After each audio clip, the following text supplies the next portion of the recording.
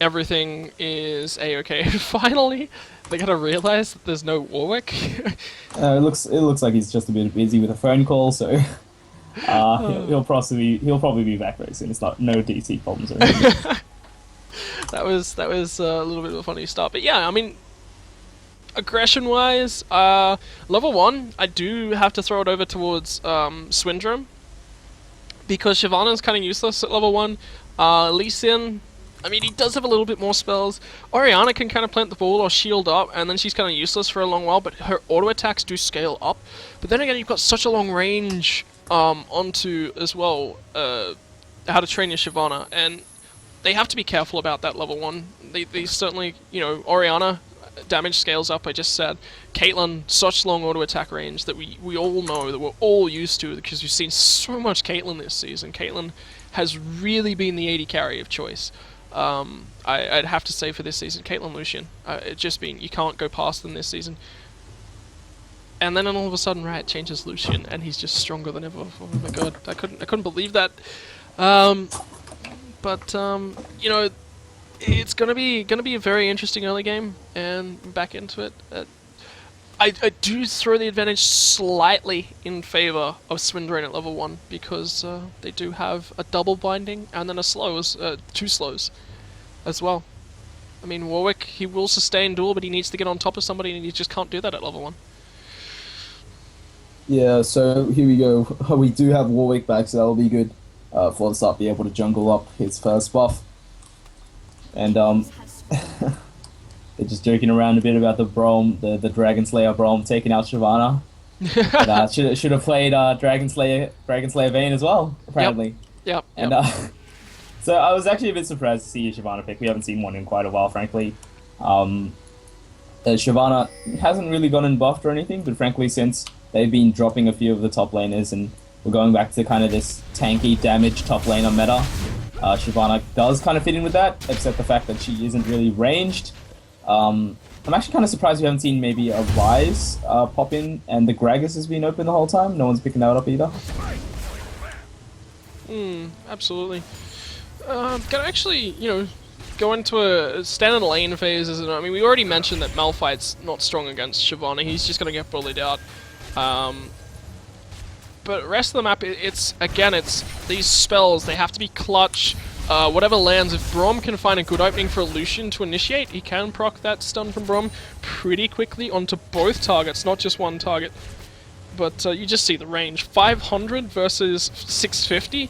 Caitlyn's always gonna win that matchup early.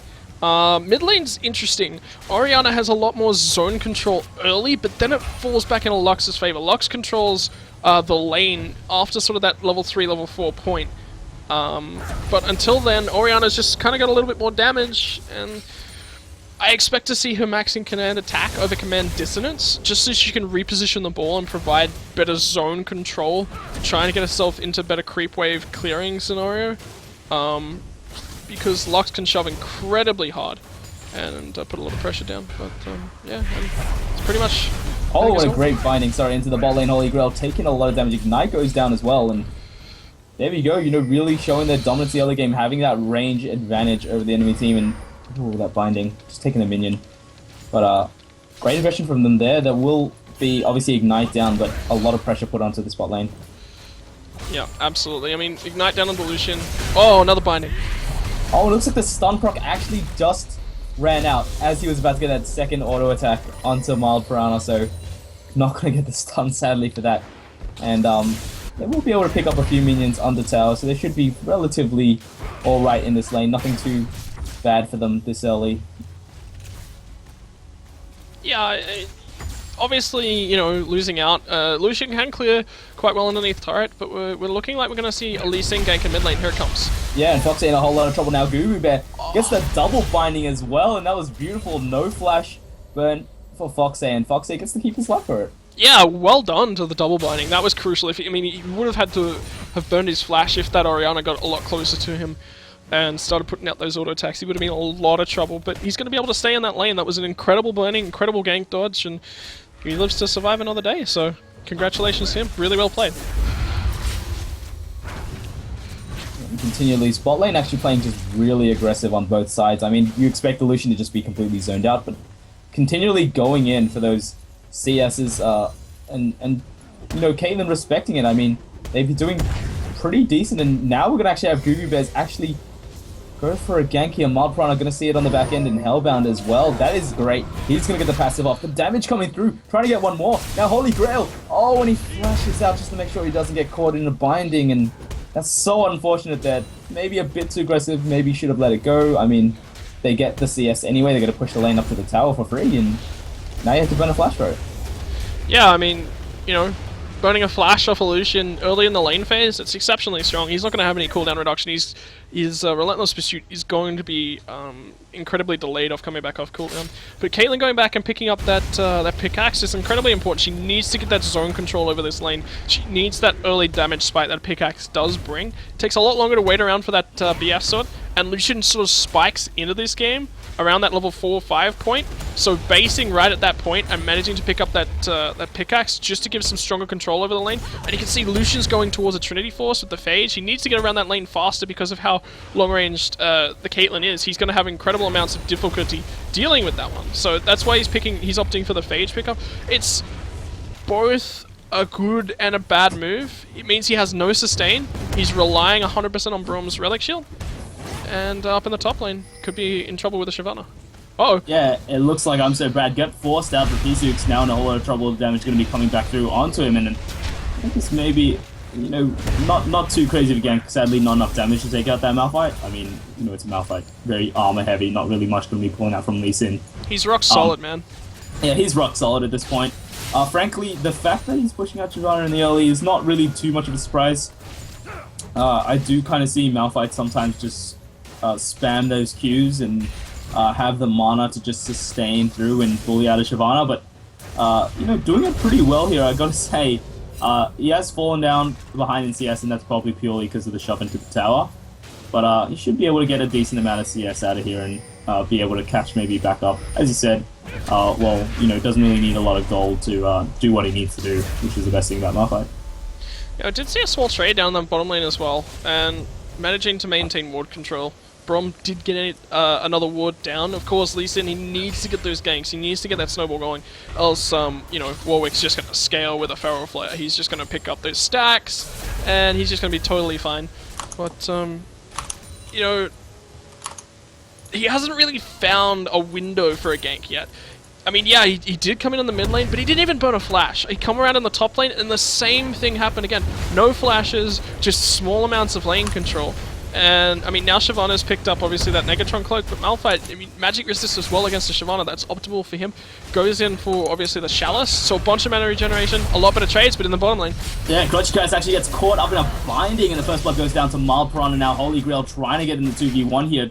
Taking a bit of damage, but he's going to dodge out to most of it, so he will be okay, but first blood onto a Caitlyn, that's exactly what they needed from this lane. I mean, Caitlyn peaks of that early game, and showing off the power there, and it was a great binding, obviously, from Morgana. It was just getting caught on the end of that one, and they are going to see Gugu Bear, who has hit level 6 at this point, so he will be able to gank very soon. Yeah, absolutely. I mean, he's looking for it, he's thinking about it, but, you know, running into a 1v2 situation, he just can't do it. He's just going to clear the white camp, and then he's going to come back in on towards that bottom lane. He needs to get a gank down, because if he can get a gank down, and a successful gank at that, on towards this bottom lane, Caitlyn and Morgana, they have to play a lot more passive. They haven't had to burn a single summoner spell yet, except for the Ignite from Morgana, because they want some kill potential.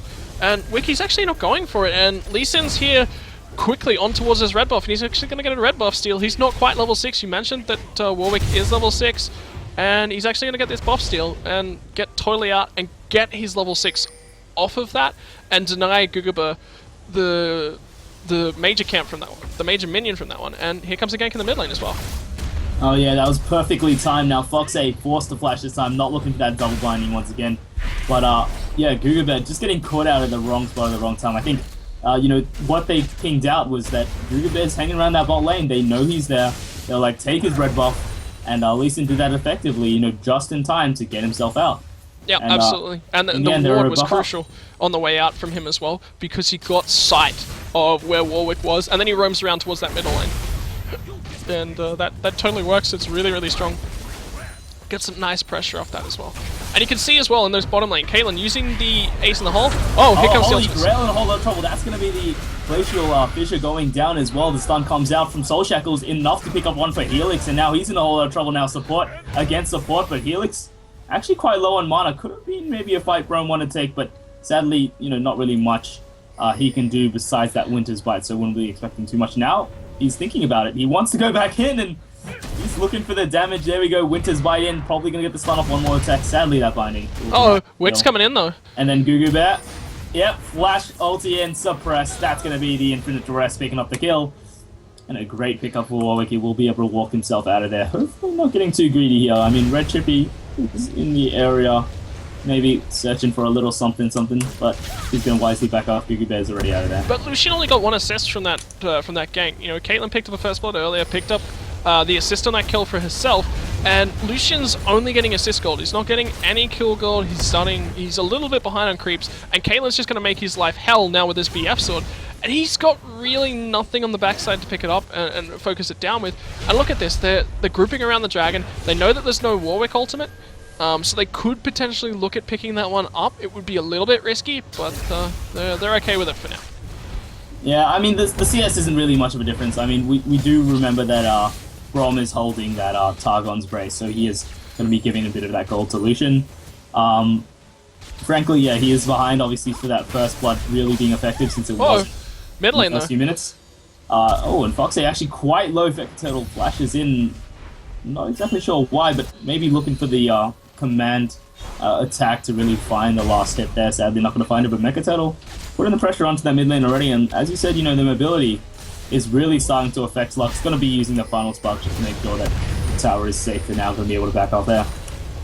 Yeah, something else to mention, LCS is starting to see a lot more longer range sort of champions come in, especially in both the mid lane and the bottom lane. And that's just because they're looking for these over the top. Double gank in bottom. Sorry, the damage is going to come through. And that is going to be a good safeguard there. They had to know that was available to get out, and I was thinking that they were going to go behind the tower and go for a dive, but because that was a very good time for maybe even a dragon. I mean, they knew Lux was back, they knew the ulti was down, they didn't know exactly where Warwick was, but they could have warded the jungle, and now going for a late dragon may be really dangerous. Yeah, I mean, especially with Warwick now on his way towards that one, they know that it's going down. There's just so many people in that area that they know what's going on. Lux. But they're trying to kite their way out now. They're going to have Ibso Brad take the hits on the way out, but it looks like Warwick going to provide into the rest of the Mega Turtle. He will go down, looking for another one. Red Chippy will follow as well, going straight in for a suicide mission now. Ibso Brad getting caught on the back end with the exhaust, trying to get the spell shield out, and it looks like the binding will cut Carrots off now, trying to get back in, but in the end, it was a trade for a dragon and... a dragon and one kill. 2 for 1. For 2. Yeah, 1 for 2 plus a dragon on the side of the team losing 2 kills there. Kind of worth... You can see the gold's pretty much leveled up, but if, this turret is picked up by Pizook up on the top lane, that's going to be a huge advantage over on towards the side of Swindrome. Because, getting 1 bonus kill, maintaining the objectives, there it is. So they go out to a 600 gold lead, which isn't huge. But did you see the Lux ultimate in that team fight? Lux can change games from that final spark, hitting so many targets. I believe it hit like 4 out of the 5 people that were in that fight. Dropped them all incredibly low. She was so unlucky not to pick up more kills. They were so unlucky not to walk away with much more. And the Wick ultimate as well come in to hold down, I believe it was Orianna within the Lux ultimate, and they just finished her off pretty quickly as well. So it was incredible Lux ultimate. Shockwave was still not quite off cooldown, and they were just waiting for that, and that is the power. We were talking about it early, these ultimates coming into play, Orianna not having hers, not having the ball in the right position, not being able to set up for a Shockwave, and look what it does to a fight. Yeah, frankly, I'm really surprised. This coordination between the team is just amazing for Swindrome. They always know exactly what they're doing. They go straight in. They didn't actually call for Malphite to even just walk down. They just told him, just take the top lane tower. And frankly, I do like these decisions. I like trading the dragon for the top tower just because, there's these objectives you can get that are mobile, and then the ones around the map, and you can get the ones, the ones that are neutral minions, and then you can get the ones that are towers. And I do like taking towers over that just because it gives you such an advantage. But now Foxy, gets caught in the Shockwave back in. He's not going to get out of this one. Flashes over, but Red Chippy gets in with the auto attack. And top lane Duke out as well. I'm so Brad actually pops the Shyvana ultimate there. And Dragon's Descent, maybe not enough to take down the Malphite. He's really getting tanky right now, and still already a frozen heart.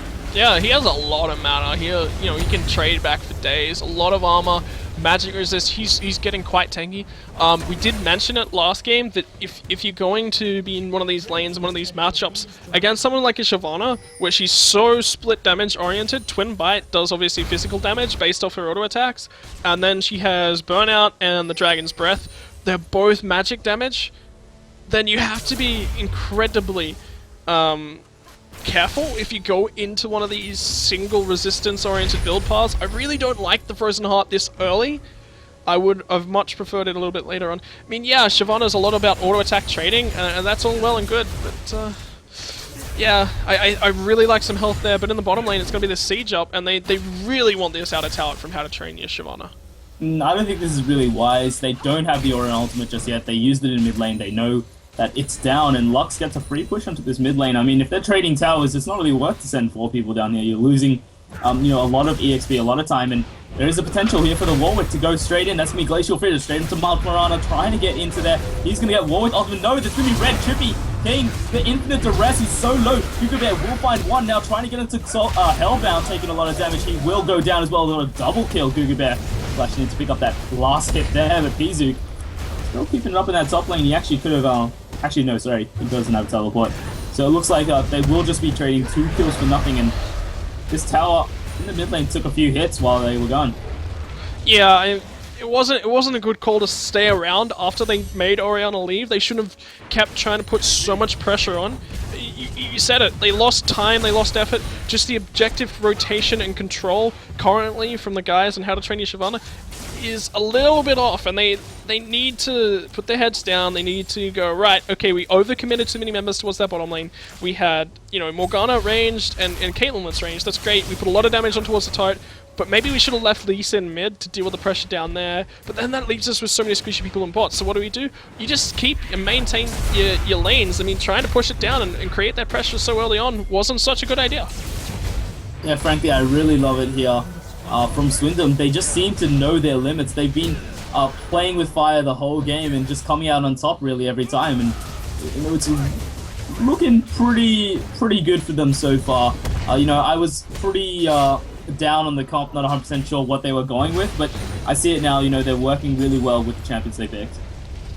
Yeah, I mean, Swindrome, they've got some nice setups. They've got some nice picks here. It will work. They just sort of need to let it scale into the game. Warwick will scale incredibly into this game, and he's opted to go for a little bit more magic resist. I mean, yeah, there are 3 sort of magic damage somewhat dealers. There's 2 major ones. One of them is the support, so she's not going to be building heavily into that. And also the Shyvana, I mean, we talked about it. She's mixed damage. She's not heavily focused, but he's looking for more on hit. It does make him slightly tankier, gives him a lot more damage though when you combine that with the infinite duress. So it's something that you have to be careful about picking up. I would have liked to seen him again pick up that health to start off with, then scale into a Wit's End. But he is 4-1, so he is quite fed. And right now, I mean, I would have liked to have seen somebody tankier that's able to fight for such a long period. With the blood scent, he can stick to targets. He can chase them down into those later portions of the fight and really stay glued to the targets that he really needs his team to be picking up. And of course, now we've got a Dragon live, and this is something as well that needs to be focused on. Malphite's teleport is down for Swindrome. They can't have him come in and enjoy this one, but in the meantime, I'm so Brad, he's just going to back up and he's just going to teleport straight into this fight.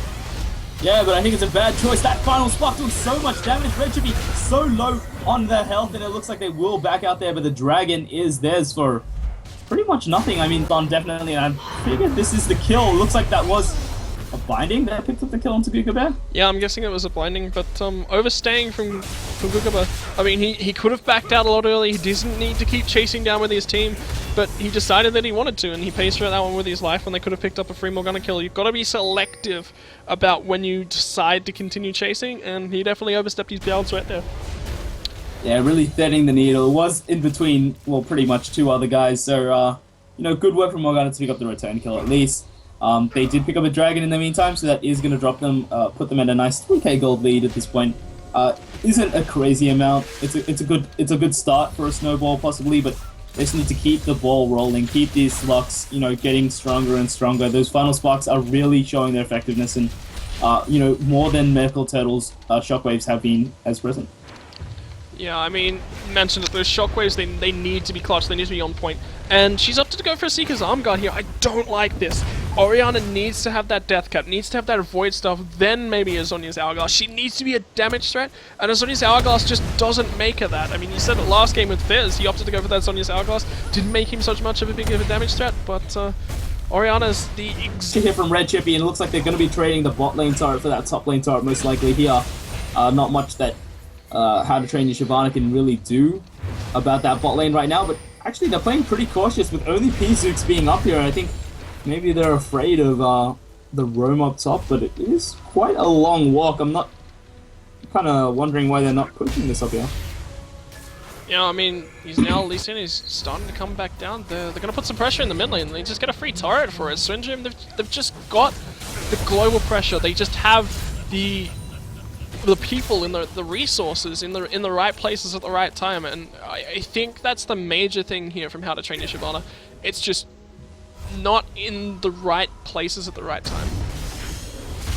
I feel like maybe their shot calling's maybe a bit off. They don't seem to be having, they don't seem to have, you know, this definite plan put in every time they do something, and that's Swindrome.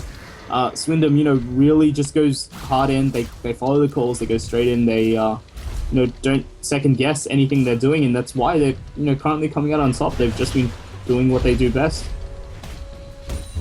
Yeah, absolutely. And you can see both the teams as well. They're happy to lead their top laners up into towards this top lane, but Malphite continues to burn his ultimate to get back into that lane. I would start making sure that you're focusing on using it to get to the team fights. Yeah, your team is strong, but they need that Malphite. A 4k gold difference, we talked about the ultimates several times already. They need those ultimates to be able to turn these fights, but here comes the gang.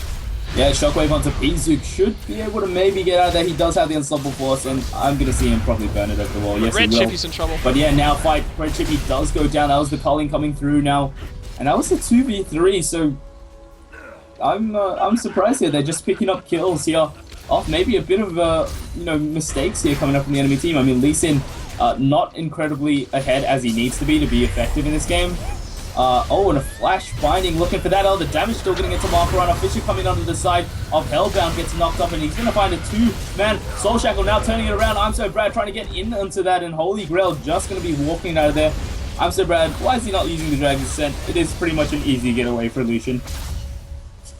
Yeah, I mean, right there, it's a really nice aggressive sort of play from the guys on Swindrome, but they just overplayed it. They overpushed. Brom pays for it, and a kill goes on to Orianna. Orianna is one of those people that we mentioned needs to get a needlessly large rod item going. It's going to be the Zhonya's Hourglass, and it's not really going to help her damage output as much as a Death Cap or, you know, a Void Staff or a DFG would.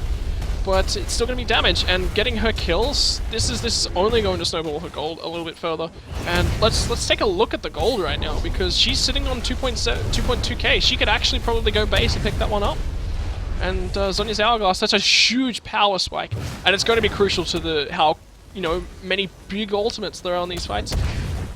Yeah, we've said, you know, it's not as big of a damage threat, but when you look at these team comps, you can understand it. Dragon's Descent in the top lane. Yeah, trying to get P-Zook down. He has been quite a nuisance. Not going to have the Unstoppable Force this time. Actually, he is, actually. To get out of this, if he wants to, he can go any way he wants. He is going to choose up. And he's going to get away once again. And just off the side there. And frankly, I'd actually like to see Orianna here just completely ignore the fact that she can pick up his Zhonya's and just go straight to that Death Cap if possible. But now Red Chippy gets caught in infinite duress. The stun to fall off as well. The damage coming through, but Crunchy Carrots is just not enough. Oh! Frostbite from the side now. Holy Grail trying to pull the damage back up the Hellbound. He's going to be taking quite a bit now. Foxay on the side. They do have vision with that Blood Scent, but not looking to throw anything else at that final spark was not up. Oh, and the damage!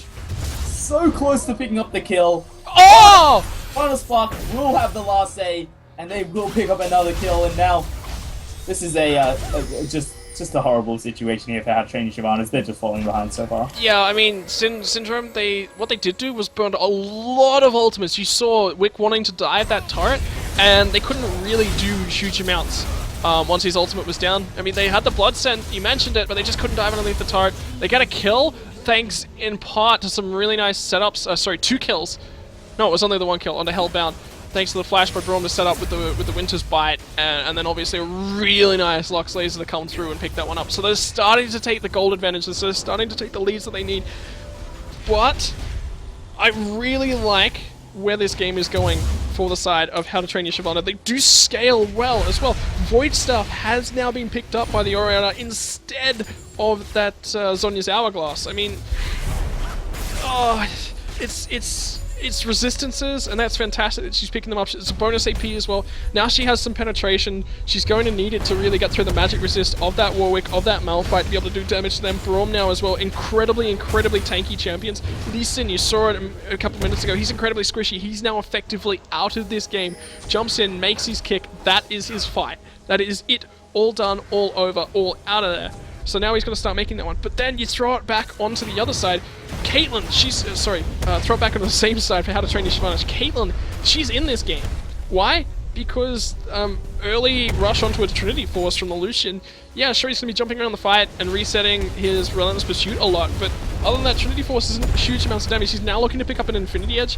I really prefer a Blade of the Ruin King, because if you're able to double proc that all the time, that's a lot of damage that you're able to put out. That's like basically 10% when factoring in resistances of somebody's health bar. And if that's a squishy, then that is a significant portion. But here we go, the pick. Infinite Duress once again to Red Chippy. Gugabed not really afraid of this, but he should be. He's actually getting quite low, and he is actually probably going to go down here, trying to pull the damage through now. There's going to be a Glacial Fissure coming through the side. That final spark doesn't land onto too many enemy teammates, and now Foxay gets caught out by the Frost Queen's flame, looking to go down. Soul Shackle does land, and it looks like they will have to leave him behind at 2 for 0. Oh, and now P6 going from behind. They've traded it back at 1 for 0. The ultimate from Shockwave will not do anything there. Hellbound getting so low. He will get the shield, the flash out. They're kind of split up right now, but Crunchy Carrot still wants the in here. What are you doing, P6? You're running away from your teammate. You need to help him right now. And it looks like they are trying to simultaneously zone out and chase at the same time. Crunchy Carrots gets caught out. He will probably be the soul sacrifice once again, but a 3 for 1. Not looking good there for Swindrome, and they are starting to bring this back now. P-Zook's the one caught out still. Actually doesn't have the Unstoppable Force anymore, but he will get away with the slow. Yeah, absolutely. That the cheese wheel goes sliding on towards Red Chippy's Lee Sin. Overstaying as well from the side of How to Train Your Shyvana. They kept chasing down that fight. They kept looking for kills. Yeah, I mean, that's great. They needed to get on towards the objectives once they killed Braum. They were never going to be able to kill that Malphite. He's way too tanky. Has the Randuin's Omen. He can pop that one. And again, we see the power that ultimates can change this game. Heal comes down from Lucian. He's looking to chase though.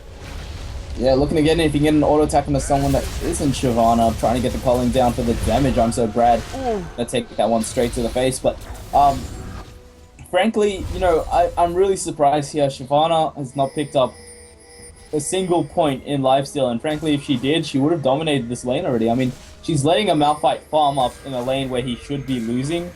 You know, not picking up any lifesteal for that sustain in lane, while that Malphite cannot lifesteal no matter what, is probably just a bad choice. But here, they're going to be looking for a Baron, and I have to... Well, actually, no, I'm not going to question it, because they do actually have all ultimates back up, and now trying to get to Hellbound, trying to get in the teleport now. Gonna come in from ISO Brad. The Baron is already down, getting into Crunchy Carrots with the binding now, trying to trade back in the ultimates. They should just back out here. They shouldn't really fight this. Magoo Bear already has found his singular kill. Now looking at Crunchy Carrots, gonna pick up the kill onto Red Slippy as well, and a double kill. Once again, Google Bear going big, looking for one more. Hellbound will be the man on the back line getting taken down, and they all fought without Orianna, so that was a 4v5. Yeah, I mean, Orianna being there, they could get a really nice shockwave off in the Baron Pit. Baron Pit does provide for that. Oh, here we go. Oh, and the binding doesn't land, but the slow does, and they're trying to find the exhaust kill, and it's not going to matter. The shockwave almost burnt as well, but he's going to be able to keep that cooldown, but they will go down, and this will most likely be an inhibitor going down as well. Yeah, and look at them, they don't care. They've got the Baron, they've got everything that they need to get on towards this inhibitor. And this inhibitor going down in favor of Swindrome, this is huge. I mean, what it will do is actually allow the guys from How to Train Your Shyvana to actually farm up safely by having a minion wave in the base, but it's so much pressure applied all the time. And they couldn't really fight that one without the Orianna. Orianna is their wombo combo. It's exactly what they need. Lux ultimate came out, it hit, you know, a couple of targets. It did exactly what it needed to. It forced them away before the fight, and the call was correct. They went straight on towards the Baron, teleported into the pit, and they just didn't have enough. And I'm really not liking the positioning from Mild Piranha. He walks up, and then Warwick just jumps in his face every single time. He needs to sit back, wait for Warwick to look to initiate, and then starts trying to spit out his damage. If he can do that, then he'll win his fights for his team just from his long range and successful positioning. That's all they need to win that fight. And he's in the position where he does have a lot of items. And just the chalice into sorry, forgetting the name of the item, but you know, just to stop that infinite address, because it's really what's turning the fights here. And now Hellbound gonna be the man to get caught out. And there we go, another pick off a flash infinite duress, and he's gonna have that cooldown already running, and he's gonna have that up very, very soon for the next fight. Yeah, I mean, wow, look at that. It's just, they pick off one person, they make the combo. Look at the damage from Lucian! Oh, and Mild Piranha gets dropped half health now. I'm So Brad gets caught in the end of the Glacial Fissure, going out with the Dragon's Descent, will keep himself alive, but final spot already up once again. That's the power of a Lux, finding the second final spot. That was the damage onto Mecha Turtle G. If he found that once again, it would have just been a dead Orianna as well, but it looks like they have the power here. They're going into a 3v4 and they don't even care. They're going straight into the middle, but now Holy Grail gets caught up and finding the Soul Shackles comes out. They're trying to turn this fight around, but they really don't have the damage to without Caitlyn. And now Holy Grail will go down, but the rest of the team just doesn't have anything to follow up with, so this will most likely be the end here, I think. Oh no, they're actually turning it back on.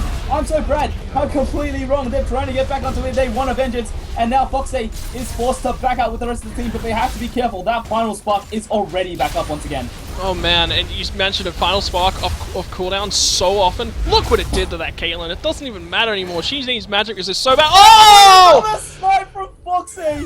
Foxay is on point right now.